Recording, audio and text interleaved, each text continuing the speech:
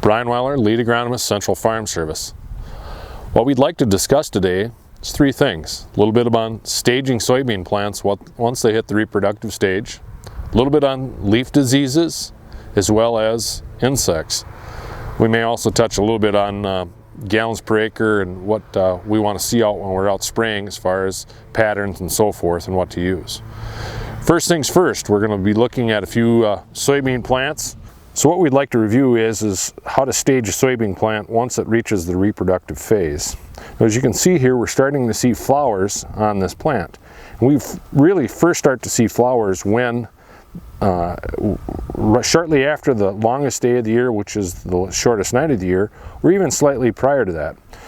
Once we start to see flowers, we're at R1. And the R1 stage can happen anytime after the vegetative stage of V2 to V3. So if we have late planted soybeans, we may see soybeans that are flowering when the plant is only 4 to 5 inches tall. But again, right now when we start to see this first flower, that's when we're at R1. When we start to see more flowers on the plant, in the first couple of nodes on the main branch of the plant, then we're at R2, we're at full bloom. Once we start to be at R3 is when we start to see a pod develop that's roughly 3/16 of an inch long. Then we're at R3. If we have pods on the upper 4 nodes of the plant that are greater than 3/16 of an inch long and closer to 3/4 of an inch, once we start to see pods that are 3/4 of an inch or longer on one of the 4 uppermost nodes of the soybean plant, then we're at R4 or full pod. So we've talked a little bit about staging a soybean plant, and now I'd like to talk to you a little bit about leaf diseases. But prior to doing that, I want to talk about the importance of having leaves on the soybean plant. Unlike a corn plant, where a corn plant uses the stalk as more or less a sink to be able to pull energy from, the soybean plant is a little bit different. It's more of a source-oriented plant in that when we start looking at the leaves on here and where the pods are at, the leaves will produce the energy to fill the pods at that point of the plant. Now, if by chance we start to see where we have a disease come in, much like here where we have Septoria brown spot, those leaves will actually fall off the plant. And once those leaves fall off the plant, it's really tough to be able to fill those pods and the seeds within those pods. So if you're looking at a soybean plant later in the year and you see an absence of pods in a portion of the plant, more than likely what's taken place is we've had a disease come in, or we've had another event come in, whether it be hail or wind, that has knocked these leaves off, and they're less likely to be able to fill those pods and the seeds within those pods. Where Septoria brown spot starts is it starts early in the season. And Septoria brown spot can start at basically when we're at 59 to roughly about 85, 86 degrees. So there's quite a range there where the plant can start from. It's basically from residue left from previous soybean crops. So if you're planting beans on beans and you have a lot of residue there that had a Septoria brown spot in, and most soybean fields have Septoria brown spot in, you'll start to see it, start to see the leaves early in season where we'll see that on the plant.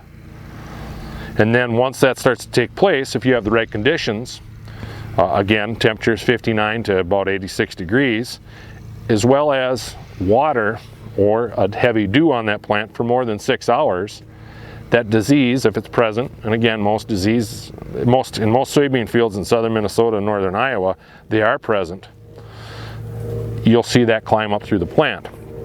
Now, looking at what the yield loss can be from this, it's anywhere between 1 to 15%. In the last few years, we've seen fungicide applications when we have the presence of Septoria brown spot, where we're looking at anywhere between 6 to 10 bushels. Now, there may be a few other diseases present, but that's the yield increase that we're starting to see. Lastly, when it comes to diseases, especially Septoria brown spot, again, we want to have, where that disease is going to flourish is 59 to 86 degrees, and also over 6 hours of moisture on the leaf. But if we also have high humidity, which if we start seeing a lot of heavy dews in the morning or dews that come on later in the evening, odds are the microenvironment within the soybean canopy, there will be high humidity in there, and that disease will flourish within that environment. So again, 50, 90, 86 degrees, a leaf that's been wet for 6 hours or more, which is highly likely, especially in a soybean canopy, because you have a microenvironment there. That the inoculum has to be present and it overwinters in residue. We're going to switch gears here a little bit and talk about insects. One of the first insects that comes to mind within our geography is going to be soybean aphids. We started to see soybean aphids in 2000, and we actually did have some soybean aphids towards the Mississippi River Valley during that year. In most of southern Minnesota, our first outbreak was in 2001, and ever since then it seems like we've had them to some extent every year. Now when we start looking at soybean aphids, it's somewhat of a unique plant in the fact that it didn't originate in the United States, and we believe it came over from China or Southeast Asia. Once it got here, again, it's been here almost every year since 2001. Soybean aphid will actually overwinter in wooded areas where there's buckthorn present, and it overwinters there. Once the spring hits, it will emerge from that wooded area, and once soybean plants are planted and we start to see them start to emerge, they will start to congregate on those soybean plants, especially in those wooded type of areas. We don't start to see levels that will harm soybean plants until roughly mid to late July. It's not saying that those soybean aphids aren't present on some of those plants, but they're not always at treatable levels. And most everyone will utilize 250 aphids as far as a treatable level. In most situations, I'll say that's the right number, and not to get off on a tangent here, but if we're in dry conditions or we have other insects that are posing damage to the plants at less than economic thresholds, and we do have soybean aphids present as well, I will make the recommendation to spray. Where this is also more critical is if we're in a very dry environment and that soybean plant is pushing and really hurting to get moisture. I'm more apt to want to spray with a little bit less than 250 aphids. That may cause ruffle a few feathers, but those are the recommendations that I make. Getting back to soybean aphids, again, we like to see that threshold at 250 or greater, especially if the plant is anywhere from R1 to about R4, R4.5, or roughly about R5 at the latest. When we start spraying for soybean aphids, again, the soybean aphid, and to get back to this, the soybean aphid will actually can thrive from temperatures of roughly 47 to 95 degrees. Its preferred temperature is 82 degrees. And a soybean aphid can actually double its population in 1.5 to 2 days, and in some cases actually a little less, depending upon the environments. So we may see an explosion of soybean aphids in 4, 5, maybe 6 days, and then again they change rapidly from a population standpoint. Other insects that we've also seen, especially in southern Minnesota in the last couple of years, Japanese beetles. And they tend to be a problem more around areas where we have football fields, athletic fields. I've seen them in pastures where there's close to pastures, as well as CRP fields, and they tend to be defoliators. And we'll have pictures and also hopefully a video of that to be able to show you here in a moment.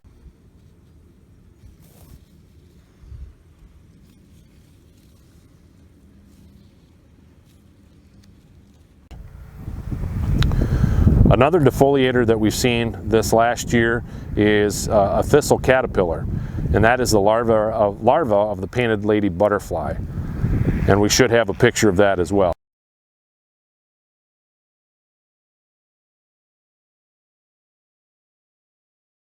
One of the other insects that we've seen that are actually defoliators are going to be green clover worms.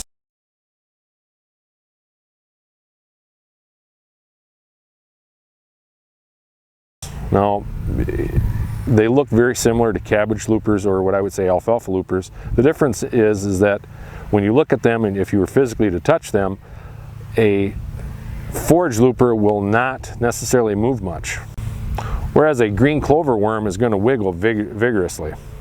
Now, when I look at Japanese beetles, thistle caterpillars, and green clover worms, once we start to see 20% defoliation on the leaves, then we need to look at that. That's a treatable level, and we need to be able to spray those.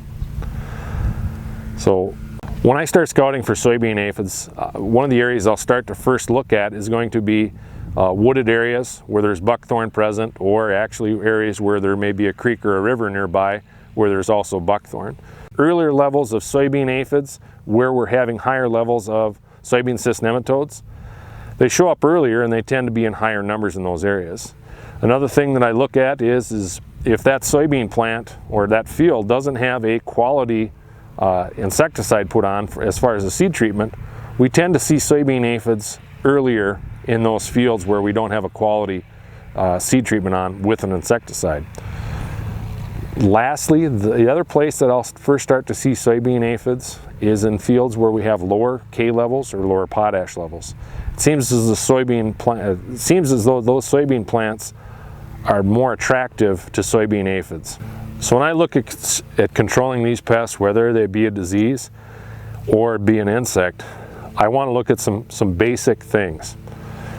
One of the rules that I have is the minimum water I will ask to be put out when we're spraying is 15 gallons, and I prefer 20 gallons.